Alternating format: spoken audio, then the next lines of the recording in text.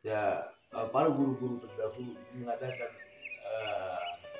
wasami ini, ya kan? Idza masalul halqan nahawiyah yata'allaq wa yatakhallaq wa basaruhu kana akhlaqahu sallallahu alaihi wasallam. Ya Allah Ta'ala fi muhkam kitabihi innaka la'ala khuluqin.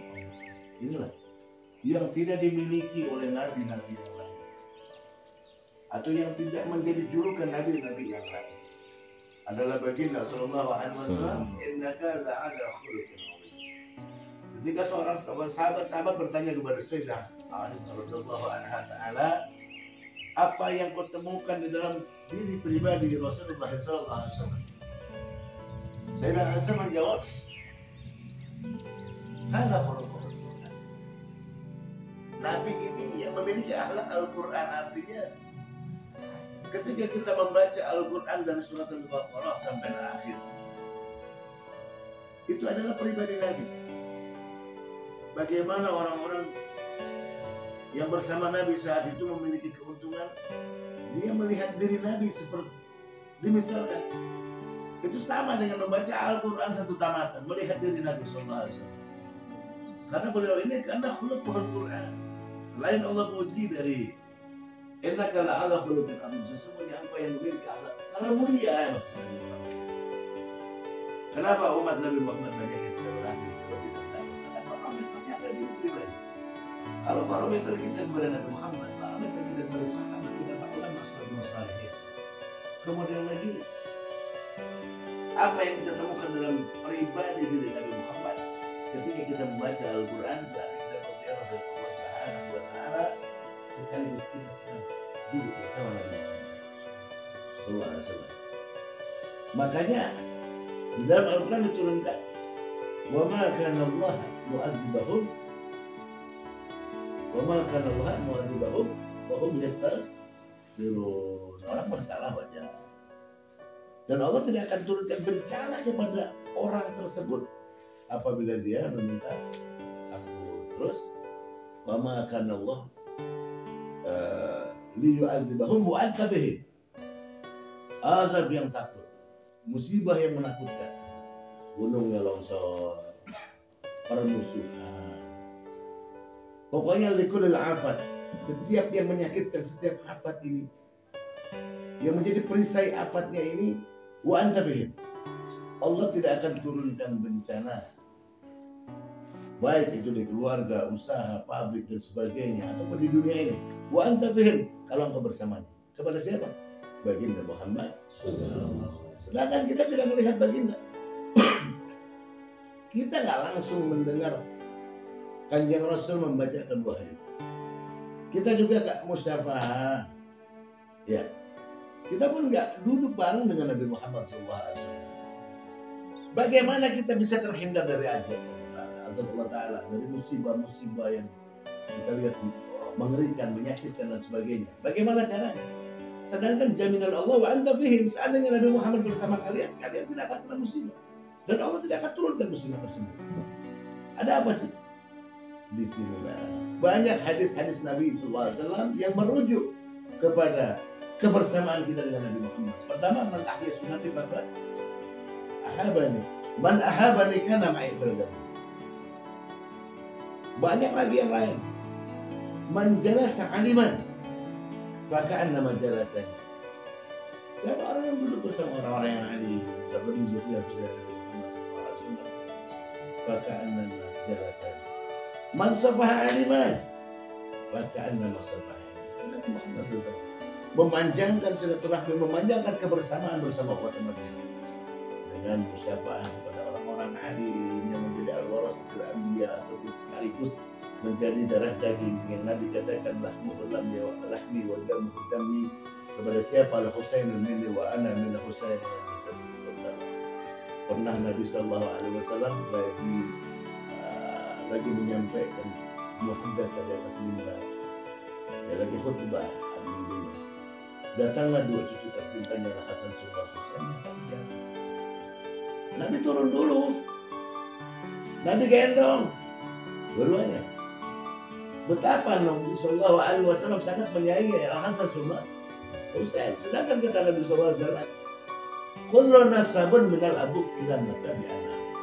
Semua nasab berbalik bergantung kepada abu bapaknya, yaitu Adam alaihi salatu wassalam. Semuanya sampai kepada Adam pun. Karena Adam dulu yang Adam, semuanya keturunan daripada Nabi Adam. Ila nasabi anak abu. Kau lihat Sayyidina Ali, kamu lihat Sayyidah Fatimah Zahra, kemudian ada Al-Hasan Sumar Husain. Itu adalah nasab daripada Nabi Muhammad, zuriyah daripada Nabi Muhammad SAW, atau sifat Nabi Sallallahu Alaihi Wasallam. Sampai kapan? Dan seluruh keturunan Sayyidina Hasan dan Husain anak Abu Bakar. Jadi ketika kita memberikan statement untuk kebersamaan Nabi, takut dengan azab Allah dan sebagainya, hal yang paling terpenting sama kita bagaimana kita bisa bersama-sama Nabi Muhammad. Kita nggak melihat, kita nggak mendengar, bahkan kita bermimpi pun belum. Al-Quran adalah simbol kebersamaan kita bersama Nabi Muhammad. Zuriyahnya adalah simbol kebersamaan kita bersama Nabi Muhammad SAW. Kemudian orang-orang alim, orang-orang menjadi al-warasatul anbiya, para alim ulama, para kiai, para ustaz. Itulah tambang-tambang kita untuk sampai bersama dengan Nabi Muhammad. Selama itu ada, insya Allah Allah nak turunkan musibah. Amin. Jadi man qala la ilaha illallah dakhala husnul amin al-azab. Allah Maha Kuasa. Ya, 2004 yang lalu tsunami begitu besar dahsyat. Ratusan ribu orang meninggal di Aceh. Tapi ada seorang anak perempuan usia 14 atau 13 tahun. Selama berminggu-minggu mengambang di lautan, tidak ada sedikit pun cedera. Itu kuasa Allah Ta'ala. Ketika diterjang badai, kemudian dibawa ke lautan, kemudian selamat. Siapa yang menyelamatkan? Allah Subhanahu. Jadi ketika Allah janji, amin minal azab, ternyata ada. Di antaranya Allah amankan dari azab. Siapa lagi? Nabi Ibrahim alaihissalatu wassalam. Api yang mana yang tidak pernah sama manusia? Tapi ketika Nabi Ibrahim disiksa sama Raja Namrud di kobaran api yang besar, tidak sehelai rambut Nabi Ibrahim pun terkena api. Ada apa? Wajah apa? Karena dijadikan semua Allah Ta'ala. Istulbunya Nabi Ibrahim adalah nurnya Nabi kita Muhammad Sallallahu Alaihi Wasallam. Lalu marhum siapa kalian semua? Dan umat Nabi Sallallahu Alaihi Wasallam. Jadi rasa tanamkan cinta kita di hati kita untuk Nabi Muhammad Sallallahu. Maka itu jaminan dari Allah Subhanahu Wa Taala. Insya Allah kalian tidak dicilat akan berada di jannah. Dunia dengan selamat. Makanya satu-satunya kembali para pengurus majlis di Kemulan para staf lagi dua ada tanamkan akhlak yang mulia. Boleh dimusuhi orang lain, kita jangan memusuhi. Mulai kita berbicara sopan santun, ramah tamah. Bagaimana Nabi satu riwayat meriwayatkan bahwa Baginda Sallallahu Alaihi Wasallam ini selalu diganggu oleh 3 anak Yahudi. Anak kecil ini narik sorban Nabi, anak kecil ini mencuri jalan Nabi. Kadang anak kecil ini melontarkan ucapan yang tidak seharusnya kepada Baginda Muhammad SAW. Rasulullah lurus berangkat sholat. Habis sholat begitu juga terjadi. Ada satu waktu ketika Nabi berangkat ke masjid, nggak ada. Pulang dari sholat Nabi tanya sama orang sekitar, melihatkah kau anak-anak kecil yang bisa menyambut aku di sini? Dia bilang sambut aku. Padahal dia goda Nabi. Padahal dia licinin jalan Nabi supaya Nabi celaka. Padahal dia juga mengolok-olok Nabi dengan kata-kata yang tidak senonoh. Subhanallah, bayangkan ketika ada anak-anak tersebut, Nabi SAW menanyakan, akhirnya dalam singkat cerita, anak tersebut ada di gang sana, anak tersebut sedang dalam keadaan lapar, nangis.